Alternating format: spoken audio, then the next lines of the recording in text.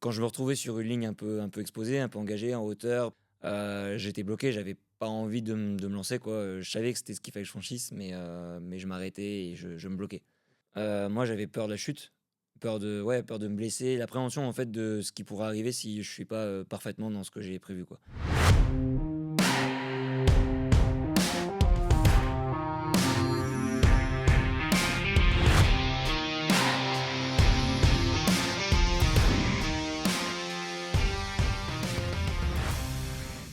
Ben salut, moi c'est Théo Poudré, ça fait 20 ans que je fais du VTT trial. Ça fait 10 ans que j'évolue sur le circuit Coupe du monde avec plusieurs, top 20 à mon actif et en parallèle, j'accompagne depuis quelques années des pratiquants VTT dans leur progression, en pilotage, en coaching privé.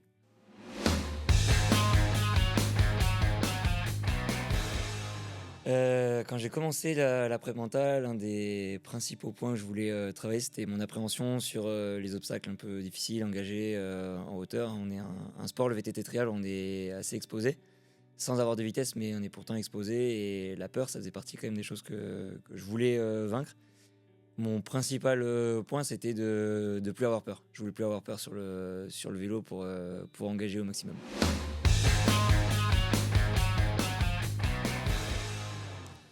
Et ben, avant qu'on attaque à faire de la préparation mentale, j'avais peur de la chute, globalement sur, des lignes un peu engagées. Peur de me faire mal. Et c'était vraiment ce qui me bloquait dans mon évolution quoi, arriver sur des obstacles, compliqués, voilà, j'avais peur d'avancer et j'arrivais pas à avancer. Donc mon objectif principal, c'était de vaincre ça.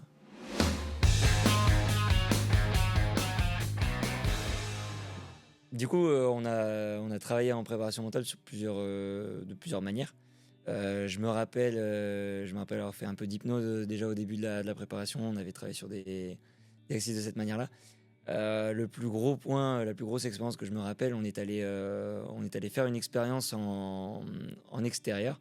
L'objectif, c'était, de se rendre compte que la peur, c'était pas forcément un ennemi, mais qu'il fallait l'avoir en tête et qu'il fallait s'en servir, pour finalement plus l'accepter. Et on est allé faire une expérience, c'était, d'aller, un jour de décembre, un 20 décembre, se baigner dans une eau, je saurais même pas la température, mais imaginez qu'elle sort de la montagne, était vachement froide. Donc c'était de se rendre compte qu'en fait, la peur, c'était quand même une information, qu'il fallait s'en servir, qu'on pouvait, la ressentir, mais arriver à dire: «OK, c'est OK avec ça et c'est pas dangereux». Du moins, c'est acceptable et heu et finalement vaincre des barrières de cette manière.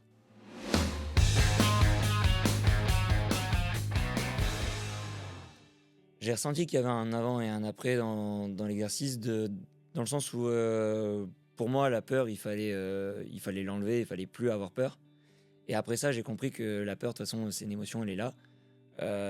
Tu peux pas vraiment, enlever la peur. Par contre tu peux apprendre à la gérer, à savoir, la ressentir et faire en sorte qu'elle t'apporte, qu'elle te booste plutôt qu'elle te réduise les capacités. Elle peut savoir quelle est la bonne peur, quelle est, la peur qui peut être, intéressante.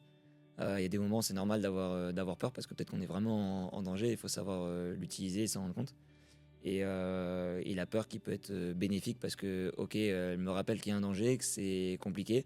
Par contre, elle va me permettre d'être, complètement concentré sur mon passage et d'y aller à 100 en faisant, les bons choix.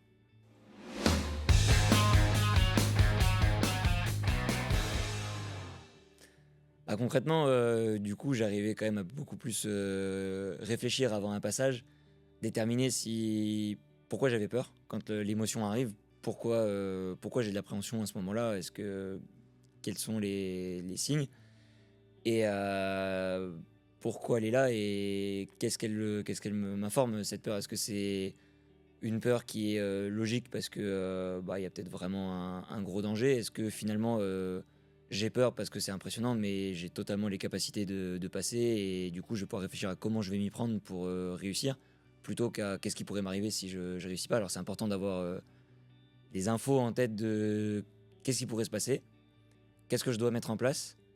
Et pouvoir se concentrer sur: «OK, bah, là, je vais vraiment mettre, en place tout ce qu'il faut pour réussir».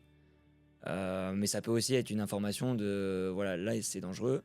Est-ce que j'ai vraiment, toutes les capacités? et me rendre compte à un moment que non, peut-être que ce passage il me fait peur parce qu'il est vraiment trop dangereux et qu'il n'y a aucun sens à aller s'engager là-dessus. Et dans ce cas, c'est une bonne information aussi que de se dire ok, j'y vais pas.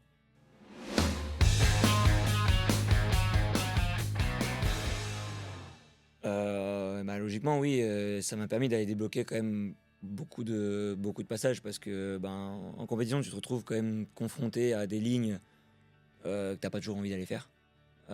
Tu les regardes et au premier abord, quand t'es à côté en vélo, tu te dis, ouais, ça c'est, j'ai vraiment pas envie de me lancer dessus, quoi.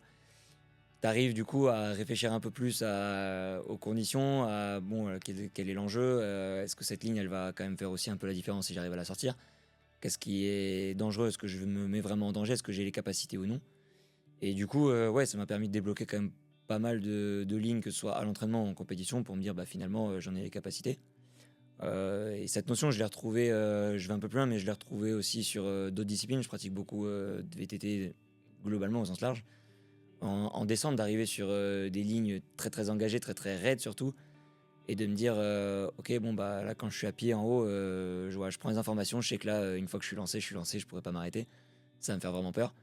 Euh, maintenant, euh, maintenant, en fait, est-ce que j'en ai les capacités? Oui, techniquement, je sais que là-dessus, j'arriverai à me placer. Voilà, ça va le faire. Techniquement, je sais ce que je suis capable de faire.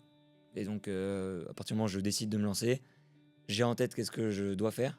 Et du coup, j'ai débloqué des lignes où, à pied, en me mettant face à la pente, je me serais dit que c'était beaucoup trop dur.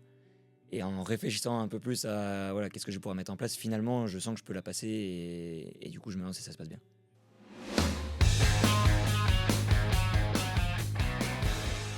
Dans l'accompagnement que j'ai eu par Nathan, ce que j'ai bien aimé, c'est aussi le fait qu'on ait des contacts assez réguliers. C'était quand même facile d'avoir des retours avant, après les courses au téléphone déjà, donc c'était à disponibilité.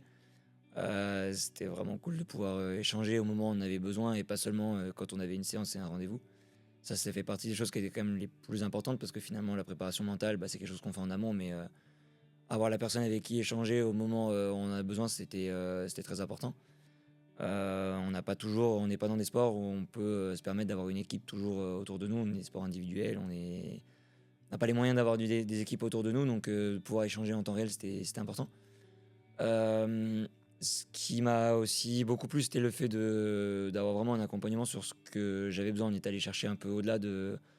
Ok, il y a le retour que j'ai fait moi sur ce que j'avais besoin, et on est allé chercher au-delà d'où venait le problème, comment le résoudre. Mais voilà, la première chose par exemple que j'ai compris en préparation mentale, c'était vraiment que ben voilà, moi je venais pour la peur et que c'était pas forcément de travailler sur la peur directement pour l'enlever qu'elle allait fonctionner. Donc vite comprendre un peu les mécanismes, comment ça fonctionnait. Quand on faisait quelque chose, je comprenais pourquoi on le faisait, comment ça allait se faire et qu'est-ce que ça allait apporter. Le fait que Nathan ait déjà pratiqué dans le milieu des sports extrêmes, c'est-à-dire qu'il a comme déjà ces sensations que nous on retrouve dans la compétition, ces sensations un peu l'appréhension, le stress d'engager quelque chose, etc. C'est déjà des sensations qu'il a vécues, donc on sait directement de quoi on parle. C'est pas une sensation qui est nouvelle, donc c'est plus facile d'aller directement dans le sujet. Donc le fait d'être du milieu et d'accompagner des gens dans le milieu, plutôt du sport extrême, c'est ce qui lui permet quand même de nous accompagner le plus précisément possible sur ces sujets-là, de par l'expérience de les vivre aussi pour lui-même, quoi.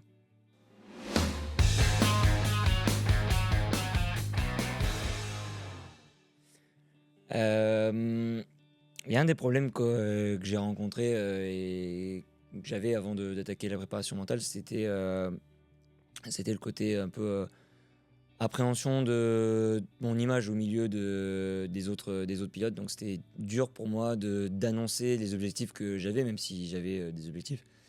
Euh, D'annoncer mes objectifs avant la saison, de peur que bah, si je les atteins pas, forcément ça affectera mon image et ça m'affecte forcément moi. Donc presque un peu l'envie de le cacher publiquement. Et du coup, je comprenais pas les autres athlètes qui avaient tendance à annoncer leurs objectifs avant. Je trouvais ça un peu, un peu poussé et de prendre le risque de ne pas l'atteindre parce que c'est ça, quand on se pose un objectif, c'est qu'on n'est pas sûr on va l'atteindre. Et voilà, moi je me mettais pas cette barrière pour peut-être pour me protéger aussi un peu de mon côté.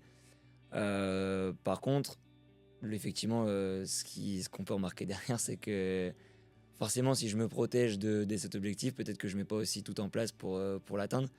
Et le fait d'accepter ce que j'ai annoncé en début de saison me permettrait finalement d'aller mettre en place complètement ce que j'ai parce que bah, je l'ai annoncé et je veux l'atteindre. Donc maintenant, je vais m'y tenir.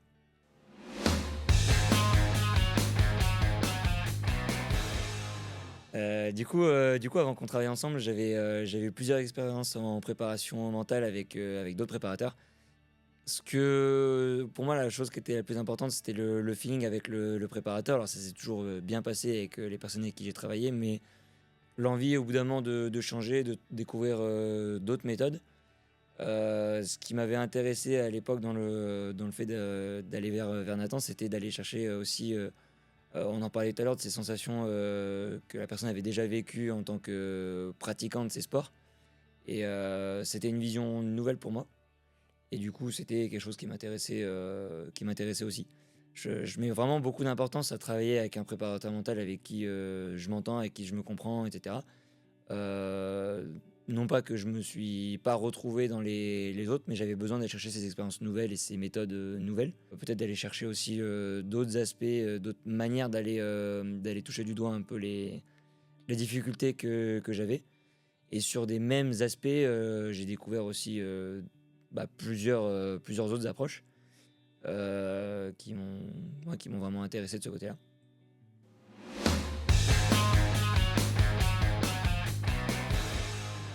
Par rapport à l'aspect financier, ouais, je me rappelle que c'était effectivement un investissement de démarrer dans la préparation mentale. Bien conscient que ben, c'est un métier, que ça a un coût, hein, quand on se lance dans un projet, voilà, ça a un coût au niveau de l'investissement. Euh, Moi, j'avais envie de passer ces barrières et je savais que c'était un investissement qui allait me servir pas seulement dans mon sport. C'était un but premier, effectivement, dans le sport que je faisais à ce moment-là. Dans le sport que je fais d'ailleurs toujours pour le moment, mais que ça allait être quelque chose qui allait me servir, c'est une leçon de vie qui allait me servir pour beaucoup plus longtemps. Que je retrouve notamment quand maintenant je travaille dans le VTT. Toujours quand je pratique en trial, finalement, je fais toujours de la compète, je fais toujours du haut niveau. Et je suis toujours confronté à ces mêmes problèmes. Et du coup, j'ai maintenant les réponses pour travailler dessus et pour mieux les gérer. Donc c'était vraiment plus un investissement au long terme pour moi que juste sur le moment. Hein. C'est pas spécialement pour devenir champion du monde et c'est bon, ça s'arrête là. Quand on fait du haut niveau, on travaille sur nous-mêmes, on apprend tous les jours. Et donc ça s'arrêtait forcément pas simplement à une compétition précise, mais vraiment à ma progression moi-même en tant qu'humain. Et donc, ouais, c'est ce qui m'a fait passer le cap. Moi, je sais que je m'en sers encore tous les jours hein, de cette préparation mentale parce que du coup, ces choses-là que moi j'ai vécues et que j'ai changé, que j'ai apporté, finalement, quand j'ai des gens en pilotage VTT, maintenant c'est mon business tous les jours, ces gens-là, ils arrivent avec des barrières qui sont souvent aussi les mêmes que celles que j'ai eues. Alors, des fois, j'en ai qui ont peur de rien, qui se lancent dans tout. Du coup, ça me permet de les faire revenir un peu en arrière et de dire attends, t'es en train de te mettre quand même un peu en danger. Ou au contraire, des gens qui sont assez paralysés par l'appréhension, qui n'arrivent pas à débloquer et de savoir trouver les mots et de leur faire comprendre qu'est-ce qu'ils sont en train de ressentir et comment ils peuvent travailler là-dessus. Et c'est très souvent que je retrouve encore des personnes qui, comme moi, arrivent en coaching et me disent bah, moi j'ai peur et j'aimerais plus avoir peur. Et ça me fait du coup doucement sourire à ce moment-là parce que je sais que j'ai vécu ces mêmes choses et du coup je m'en resserre pour leur faire comprendre. Alors, je vais pas dans les mêmes techniques, hein, je vais pas travailler de la même manière, mais par contre, je vais avoir un peu plus les mots pour leur expliquer ce qu'ils ressentent, pourquoi ils ressentent ça, et comment ils peuvent adapter, comment ils peuvent gérer ces émotions.